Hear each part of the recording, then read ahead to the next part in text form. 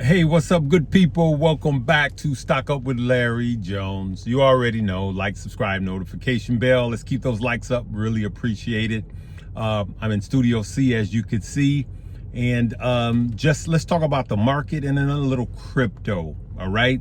I am tired of rocking this bear market beard. I'm ready for it to come off. I got to shave every 5 minutes, it seemed like. All right, let's get right into it. So we saw what happened with the markets. It was a lot of data that came out that it could have been a crazy week, but it was crazy good. And at some point, probably by Tuesday, we could have a little cool off. It would be good. I mean, not good, but it would be normal for all of these days of consecutive run-ups. When I get to the house tonight, I'm going to prepare for tomorrow morning. But then I just wanted you to know there's just been no news is good news. We're in that cycle right now. There's a saying, good people, sell in May and go away. For those of you that haven't been investing for a long time, sell in May and go away. But this time, I would say that my sell in May hasn't triggered yet, right? Not yet, because we had so much bad news priced in. The sell in may have come early. Now, there's no progression in talks between the U.S. and China. As a matter of fact, President Xi of China is actually going to visit not the Ukraine, but Russia. Okay, he's going to visit Vladimir, and so those two will get together and talk about their partnership. And Trump said he's not reducing tariffs on China just so they can start talks. Okay, so he's not going to ease up on the tariffs. He said no to that, so the talks can begin like China asked.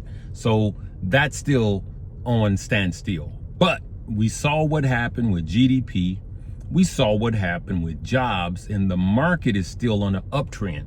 Of course, anything could happen even by now an opening bell, but I believe we'll still have a few more flat to green days, and even a flat day is a green day to me in this atmosphere.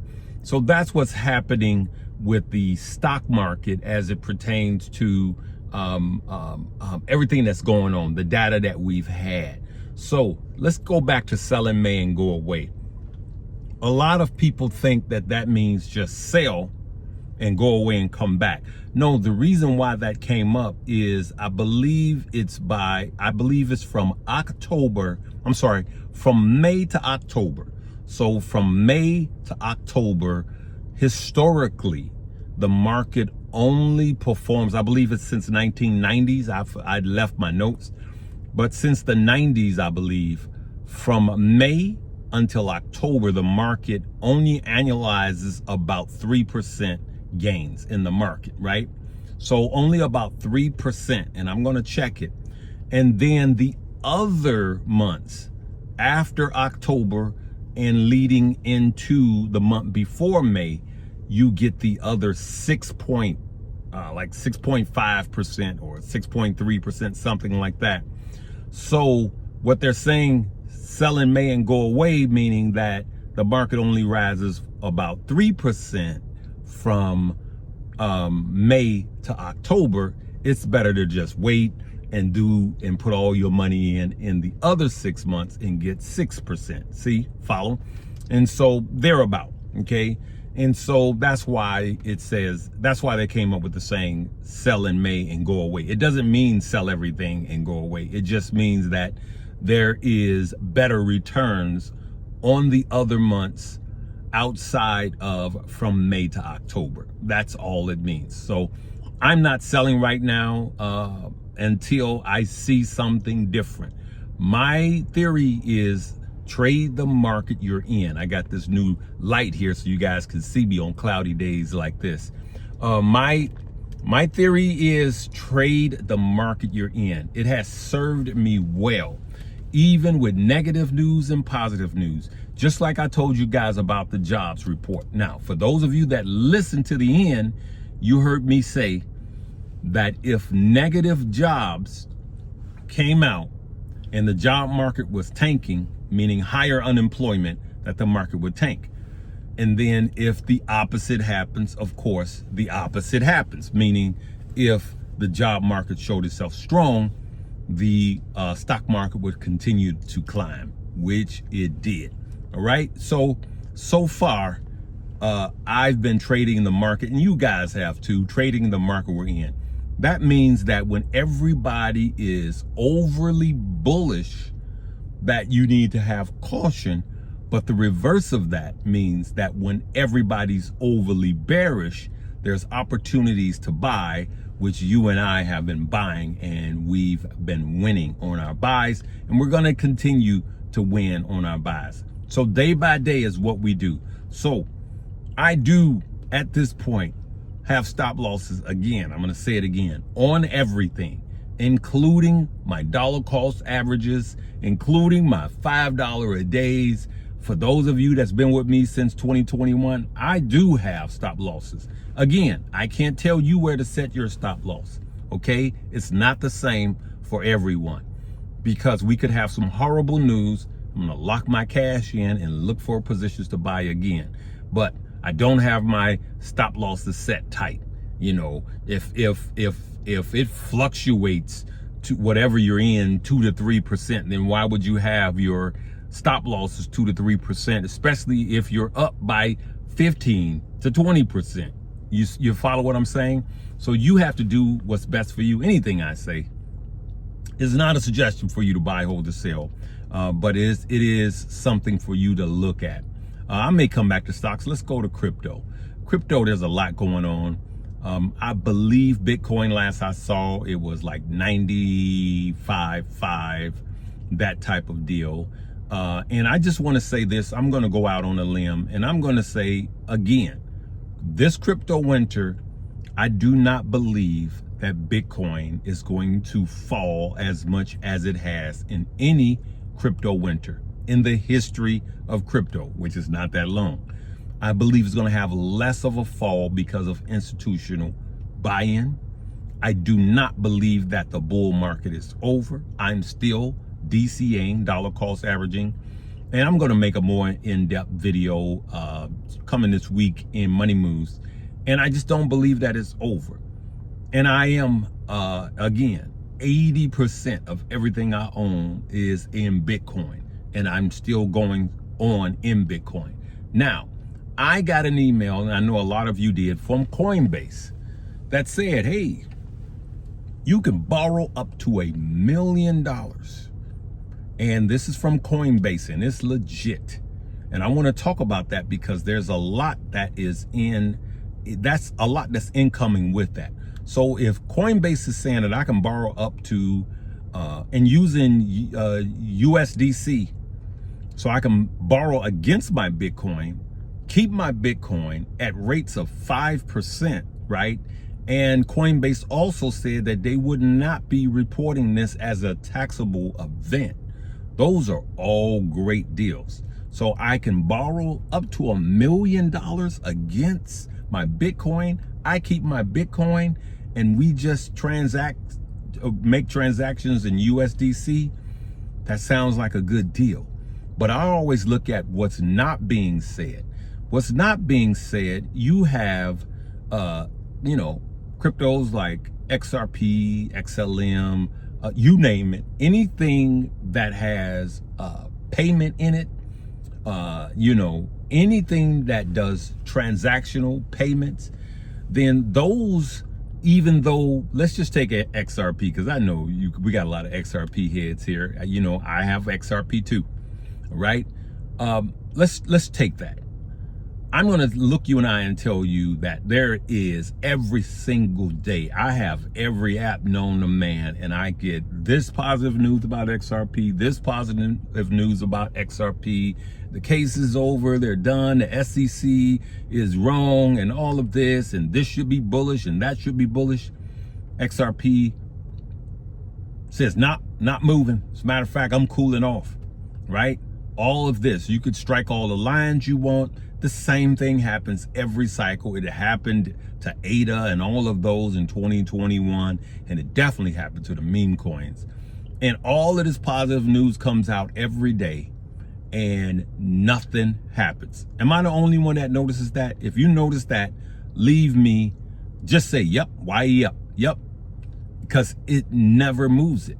But I will tell you what I believe, Larry Jones believe is the most bullish case for XRP, and it's the stable coin, the ETF that has formed for XRP and the stable coin because of transactions and how much money it is in transactions and how much money is transacted in payments, okay, international business, okay, and how slow the process is, but how much money is transacted internationally yearly, and the positioning that something like XRP, and it may not be XRP. So let me cool you guys down. It may not be XRP. XRP may not get the contract, but if they do, what it could do for XRP as far as use case is a massive, and that is bigger than all of the crazy hyping of XRP I've heard. You know what? Overhyping something and not bringing in any data to behind it, XRP to 100, 200, 300, that's all garbage. Not this year, it's not going to happen. But XRP with a use case like transaction and banking transactions is huge. So it has some good standalone real life use cases that will profit XRP in the future. And when and by how much, really no one knows at this point. But what I'm going to ask you is, if you look at the fear and greed index right now on all of crypto, you will see that it is going back towards greed and not fear. Look at it. Look at it. It's come all the way up. It ricocheted all the way up like a clock. And this is where more people buy. But when that Dow goes back down to red, less people buy, because we are creatures of habit. We are wired that way. We are wired to run when things are low and to buy when things are high. All right. So let's not do that. All right, good people. So those two things I want you to think about. If you strongly believe in XRP, again, buy it when it's low. Be brave and buy it when it's low. Don't chase it when it's high. That's when all of the beginners are going to come in and start chasing. And you know what? Let's go back to stocks. The same thing with stocks. Same thing with the stock market. I showed you guys when the NASDAQ was crashing hard, down by 20%, 22 and 23%. That's when you and I went in and we bought, and we are better for it today. And that's what we're going to continue to do. This whole journey, everything else we talk about is centered around that. It's simple. Buy low, sell high. Now, we got Palantir coming, earnings coming, and we got Kathy Wood sold a big chunk, all right? She sold a big chunk of it leading up to earnings. Does that mean it's going to be bad earnings? No. She does this all of the time. She locks in her profits. So if you see that story, don't take it as a sure sign that it's going down. That's not. She's done that. She's been doing that since 2020. All right. And so she's just locking in profits and not running the risk of earnings. Okay. I have my Palantir. I'm not selling my Palantir right now. I'm just letting you guys know. I'm going to look at it. I'm going to see what's happening before earnings. And if it goes down, I may buy more. But I'm not selling it right now. All right. Because they're building. They're building and they're getting more government contracts. And so at some point, I will lock in some gains.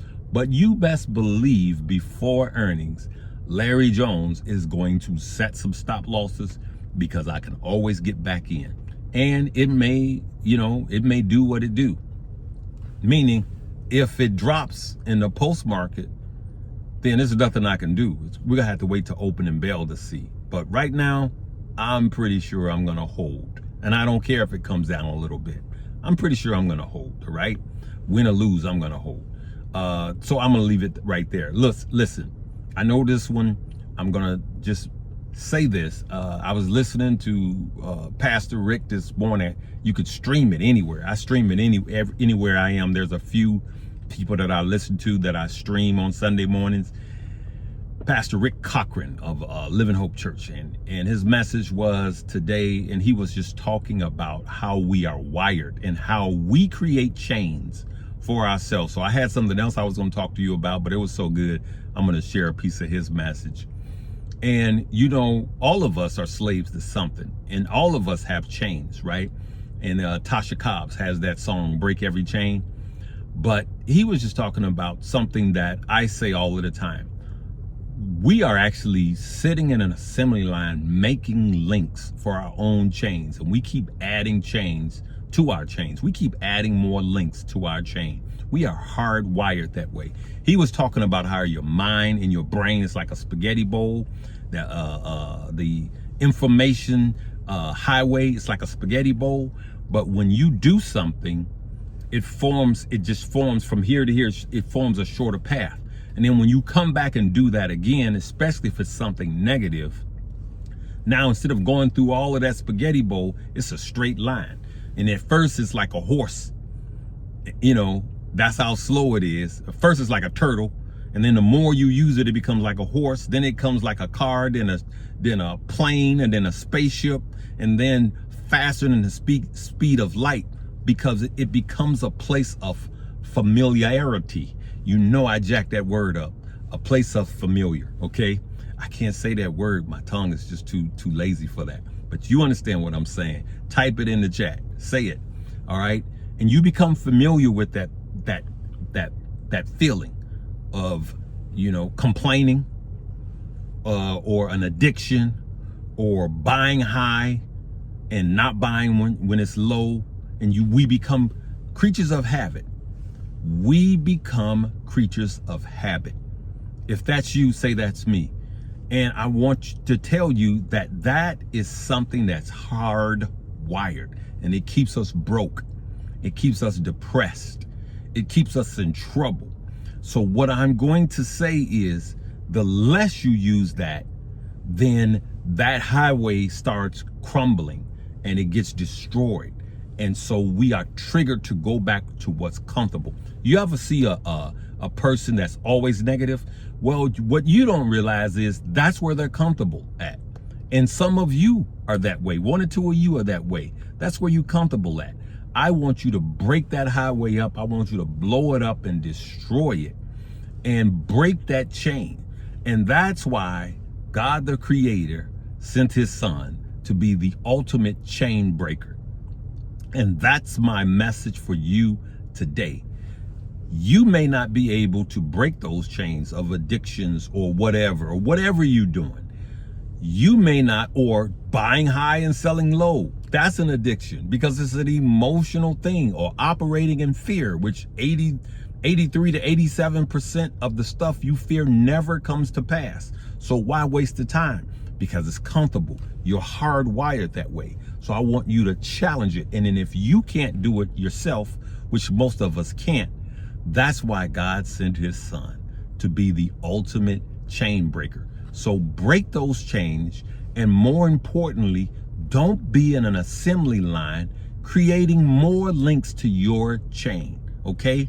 Let's be chain breakers. Let's move on, all right? I'm going to leave it right there. That's my inspiration for the day, good people. I do this on Sundays, and hey, I'm unapologetically a believer, a Christian, a believer of Christ. And that's all I got for you.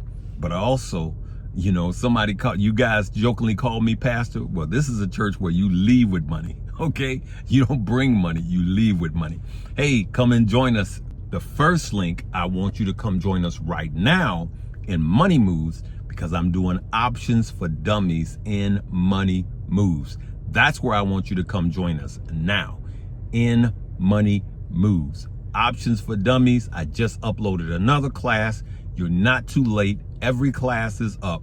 They don't go away, and they're there from the beginning. Scroll down to lesson number 1. Take your time, and it'll be there, and we'll learn how to make money whether the market is going up or down. All right, we're going to leave it right there. Live, love, laugh, and learn.